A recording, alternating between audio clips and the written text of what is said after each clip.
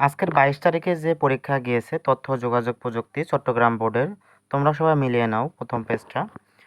So ১ নম্বরের সঠিক উত্তর হবে ক সার্ভার, ২ এর সঠিক উত্তর হবে ঘ ডিআইভি, ৩ এর সঠিক উত্তর হবে গ টেবিল বর্ডার, ৪ এর সঠিক উত্তর হবে ক সাফারি।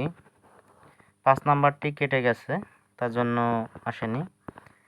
এরপরে ৬ এর উত্তর হবে ঘ ৩টায়, ৭ এর উত্তর হবে ক ৩, ৮ এর সঠিক উত্তর হবে ৮ এর সঠিক উত্তর ক এবং খ দুটোই হতে পারে।